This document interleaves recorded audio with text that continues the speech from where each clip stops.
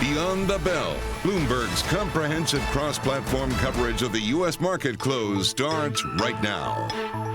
And right now, we are 2 minutes away from the end of the trading day. Romaine Bostick, Taylor Rick, Sonali, Basak counting you down to these closing bells here on this Thursday afternoon. And he'll help take us beyond the bell. It's our global simulcast with Carol Massar and Tim Stenovec, bringing together our audiences across Bloomberg Television, radio, and, of course, on YouTube as well. 3 straight days of gains here, Carol. What do you make of it? I think it's too soon to tell. We just had a great guest on who was talking. Vance Howard was talking with us, and he's got his own algorithms and specific metrics. He's got about a 40% cash position, and so he is not ready. Maybe some individual purchases, but for the most part, kind of holding back on this market. So doesn't think we necessarily have bottomed out yet. Yeah, but he made such a great point that after 3 incredible years on the S&P 500, a bad quarter like this is, really, you got to take with a grain of salt. And is it a bear market or is it, correction? Unclear at this point. Right. Yeah, it's hard really to figure out what the bottom is here. But one thing's clear, the VIX being that low leaves the door open to raise money again. There is some optimism coming back no matter what. And it brings up a good point, Sonali, right? With maybe some of the biggest headwinds behind us. We just had Sherry Paul on, of course, talking about, well, maybe the geopolitical headwinds, those are still going to play out. But when you think about inflation, we really finally got confirmation that this is a Federal Reserve that is going to take inflation seriously.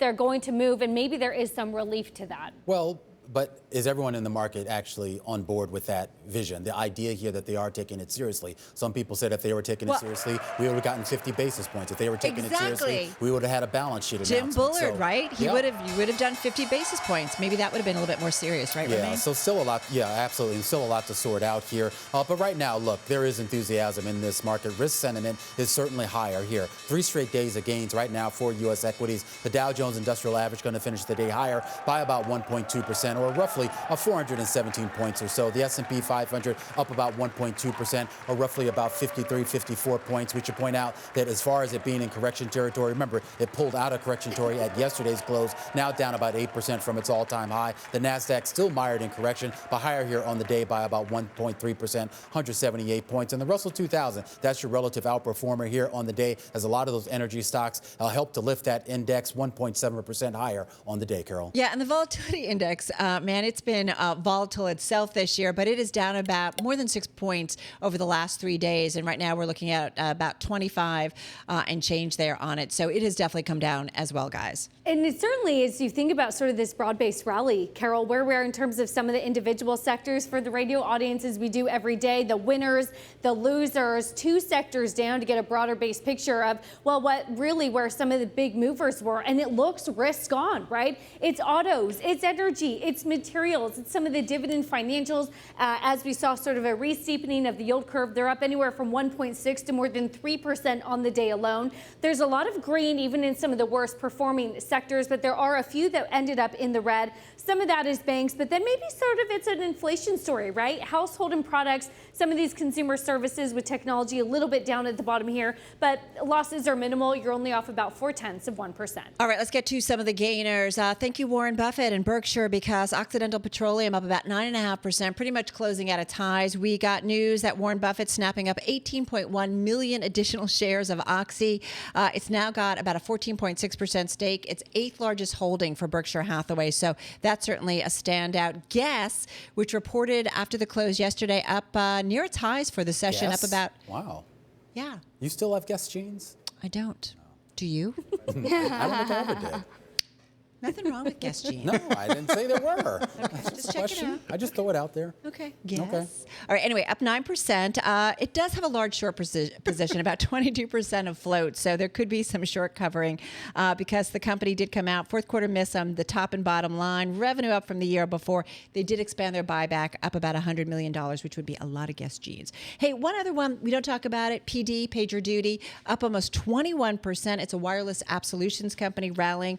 Again, a decent-sized short position, about 11% of the float shorted. The company, though, did come out and reported its fourth quarter results, gave an outlook that is seen as strong. And then analysts like what they heard. They thought that there's some more upside, and several raising their price target on the company. So, again, up 21%. All right, let's get to those decliners. SolarEdge Technologies, it's a solar technology company. Shares finishing the day down by close to 6%, 5.9%. After the company announced a share sale, the company did say that they are going to use the money that they raised for general corporate purposes. It could include some acquisitions, though they haven't decided on anything yet. Shares up about 50% since January, but down about 15% from those November highs. Carnival Cruise Lines finished the day down about 0.9%. The share price of several cruise lines, including Carnival, were cut at Truist. The concerns are weak demand, pricing trends that could seep into the second half of 2022, Romaine. Yeah, and we're waiting some earnings here after the bell, including FedEx. They're crossing the wire right now, looking for the headline numbers, but just going to go forward here with the forecast. The company is providing a fiscal year adjusted EPS forecast, basically maintaining the forecast that it had previously had. $20.50 a share to $21.50. That's the range that they had given before. That still remains roughly above street consensus, which is right now at $20.71. As far as the three-quarter adjusted EPS number, again, this is looking forward here. $4.59 a share. The street is looking on average for $4.65. Still waiting to actually see the second quarter numbers. Remember, this is for the fiscal second quarter that ended in February. We haven't quite gotten those crossing the wire, but overall right now, guys, the forecast for the fiscal third quarter and for the full year appear to be in line to above street consensus. Yeah, and the stock is down about 2.2%, actually bouncing around, but still down in the after hours, down more than 2%. And this is a stock that was down about 12% in the regular trade before the earnings. But this is an interesting company, right? You want to know about the fuel costs and moving stuff around. It's a good economic indicator, Romaine, as well. Absolutely. Oh, yeah, just to say the least here. Let's get some insight here on the fly from Lee Glasgow, Senior Logistics Analyst for Bloomberg Intelligence, joining us right now. And Lee, obviously, I know these numbers are still coming in. Overall, though, we're looking at a company that seems to be trying to maintain its general outlook for the year here, even though maybe the street was looking for a little bit more. Yeah, I mean, sentiment in FedEx has been pretty negative for the last, I would say, couple of years. You know, as you mentioned, the stock's down around 12% so far this year versus around 3.5% up for its biggest rival, UPS. I think the good news here is that they maintain their outlook for the full year for EPS. Obviously, that is good. FedEx has had a history as of late changing around its outlook, sometimes up, sometimes down. I think what's going to be interesting, at least on the call, is we're probably going to hear from the new CEO of FedEx Express, one of the larger businesses within the group. That's Fred Smith, the founder. His son is taking over. Richard Smith is taking over to run that business. So I think it'll be interesting, so investors can hear from him. That's at least my guess. And also, I think we're going to hear from them about like what the impact is of this Russia war is on their network. We haven't heard too many companies talk about the dollars and cents of the impact. Obviously, the human toll has been terrible, but we'll hear from FedEx, I'm guessing, on their call in about an hour and 15 minutes, and they're going to talk more about probably the impact of the war, and their outlook going forward. And not only, the impact of the war, but obviously, the inflationary pressures that we're facing here in the U.S. How's that going to impact consumer demand, which is obviously very important to their overall growth. Lee, can you talk to me about some of those inflationary pressures? They're mentioning in their press release higher transportation costs, higher wage rates, but this is a company, if you think about the pricing power, they have it, do they not? Yeah, they do have pricing power, whether it's all of their businesses, whether especially their LTL business. Expectations are for yields or revenue per hundredweight, which is how we measure pricing, to increase about 12%. Still going through the release, seeing if they actually made that number. But yeah, they have a lot of pricing power because capacity is at a premium right now, no matter what mode of transportation you're talking about. Hey, when we think about, Lee, FedEx versus UPS, they're not apples to apples in terms of the transportation model. So what is it that we need to kind of be thinking about as we go through these FedEx numbers in comparison to UPS? Well, I mentioned the less than truckload market. UPS actually sold their less than truckload business last year to TFI in Canada. So, this is actually a competitive advantage for FedEx because it happens to be a very strong business right now.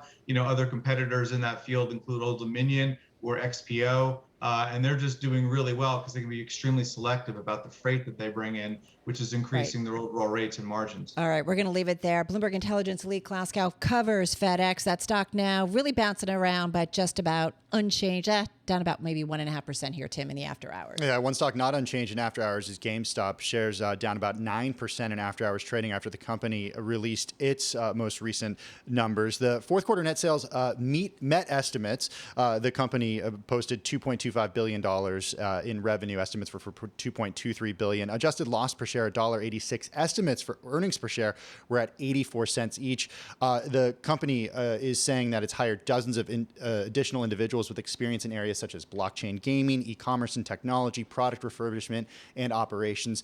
Remember, investors are going to be looking for any detail about that digital transformation strategy. They haven't got many details over the last year. In fact, the last 4 earnings calls haven't actually been earnings calls, including Q&As. They've been relatively short, so we'll be interesting to see if they actually take questions on today's earnings call. Truly contrasting that with AMC, where they answer a lot of questions all the time. GameStop is going to launch an NFT marketplace by the close of Q2 of 2022 as well.